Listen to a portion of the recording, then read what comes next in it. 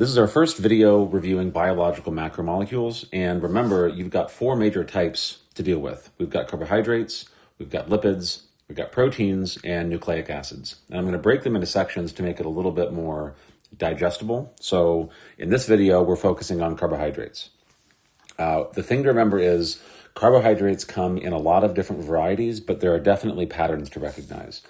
Anytime you see a molecule that is nearly equal proportions carbon and oxygen and hydrogen, you know that you're dealing with a carbohydrate.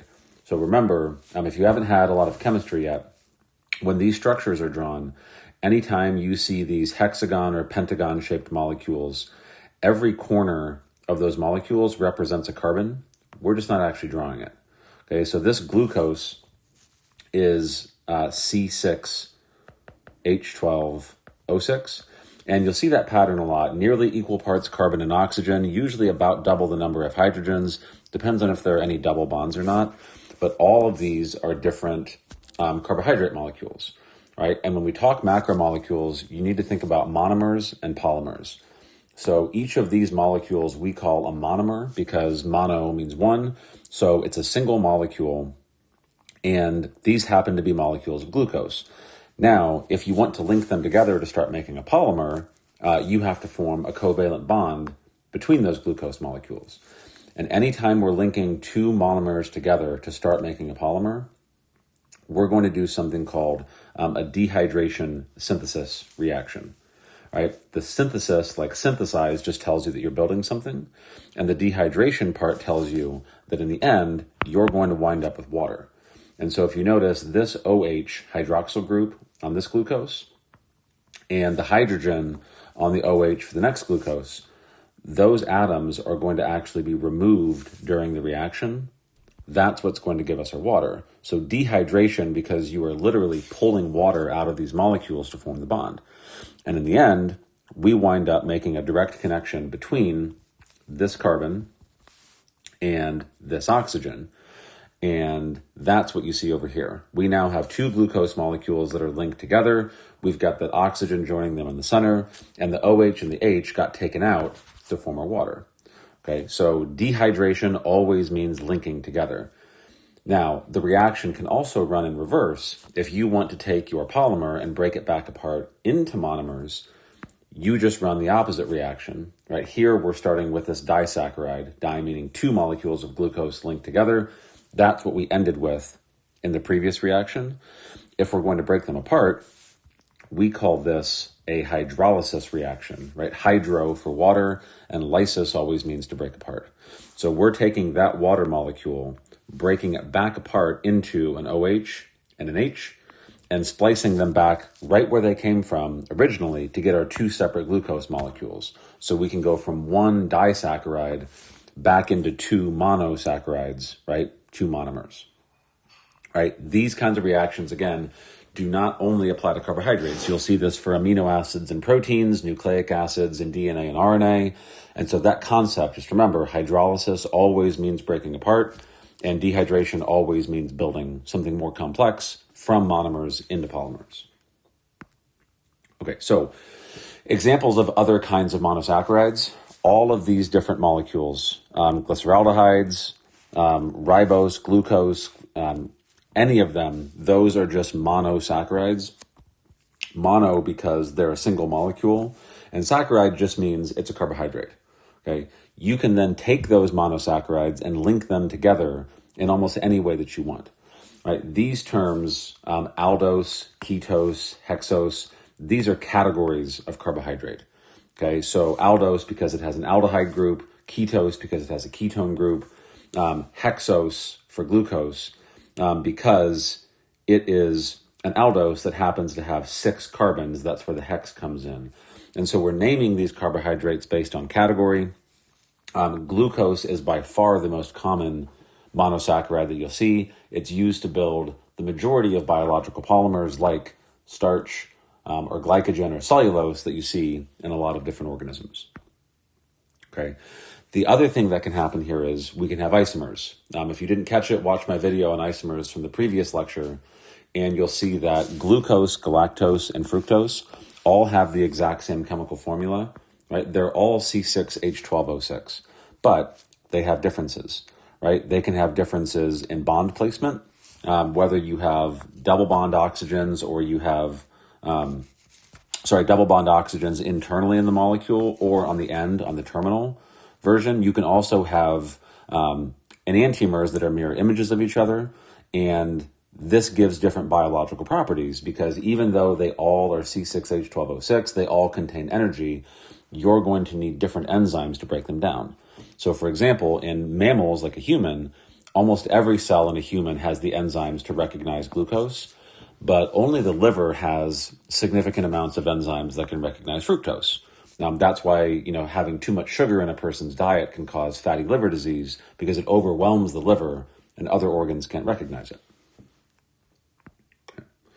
All right, so if you want to convert any of these molecules from one form of the isomer to another, that's actually not all that difficult to do. There are enzymes inside of cells that can make this conversion happen, and sometimes there's an equilibrium that shifts back and forth between structures. Okay, so equilibrium just means that some reactions are spontaneous and they'll move back and forth. And so in this example, you can have glucose that takes on a linear form where our chain in the ring is broken and we don't have a complete hexagon ring. And then you can flip back and forth between these alpha beta glucose isomers that are ring structures, but are, mirror image isomers of each other. And so sometimes in biology, you can have movement back and forth between those types of molecules. And so if you took a sample out of a living cell, you would actually get a mixture of all of these types, right? And we use enzymes to control which form is most commonly found to make sure that the cell gets the version of that carbohydrate that they want. All right, now bonding structure. When we start forming polymers, the exact type of bond that's used is critical. So this glycosidic bond, that's just the general name for a covalent bond that holds two sugars together. And so in this disaccharide, sucrose, this is just one glucose monomer and one fructose monomer that are linked together by a glycosidic bond. Right? Sucrose is table sugar. So when you take a scoop of sugar from a sugar packet or from a jar in your kitchen, you're adding sucrose. And when that sucrose hits your digestive tract, you have enzymes called sucrases that will break that glycosidic bond and convert them back into individual glucose and fructose monomers because that's much easier to absorb across the digestive tract. Importantly, that's not the only type of sugar that you're going to see. So, for example, maltose is a disaccharide of two glucose molecules. Lactose is a disaccharide of a glucose and a galactose. We already looked at fructose. Notice the exact shape of these molecules can change slightly. The position of the bond can change slightly. Again, remember this for when it's time to talk about enzymes. Because an enzyme like lactase that metabolizes lactose, you would not expect it to be able to recognize maltose because, again, molecules fit together like puzzle pieces. And if the shape of the puzzle piece is different, they're not going to fit together. And so this is critical for understanding why different enzymes are needed to break down different sugars. Okay, so far we've been looking at disaccharides, right? All of these are just two monomers, two sugars that are linked together to form a two carbohydrate disaccharide sugar. If you keep linking together more and more of these sugars, you start to get much, much longer polymers that have hundreds or thousands or even more of those sugar molecules linked together, right? And so one example of that is starch. Starch is the carbohydrate that you would find in bread or pasta or potatoes or rice, and it is effectively just many, many glucose molecules linked together over and over and over again. And the majority of those bonds, we call them alpha-1,4 glycosidic linkages. The reason for that is carbons in these chains are numbered, right? This is carbon number 1, this is carbon 2, 3, 4, 5, and 6. And so when you see a 1,4 glycosidic linkage, that really just means that carbon number 1 is forming a bond via this oxygen with carbon number 4, and that's it, right? Some starches, like amylopectin, Amylose and amylopectin are just two different varieties of starch. If you add alpha-1,6 glycosidic linkages, that links carbons number 1 and 6, that creates a branch. And so instead of just having one gigantic chain like beads on a string, like amylose, amylopectin gets a branch structure, and so it starts to look more like a spider web than it does a chain, right? If an animal, or any organism for that matter, eats this starch and wants to use it for energy, it's going to have the enzymes necessary to break both the 1,4 and the 1,6 linkages to break those glucoses apart, make so they're usable as an energy source. Right. Okay, next category of polymer. Cellulose is different than starch, right? They're the same in the sense that they're both just polymers of glucose. What's different is how the bonds are connected to each other, right? So when you assemble cellulose into a polymer, they tend to form sheets, right? And those sheets lay parallel to each other so that the oxygens, which if you remember from the introductory chemistry, oxygens have a partial negative, hydrogens have a partial positive.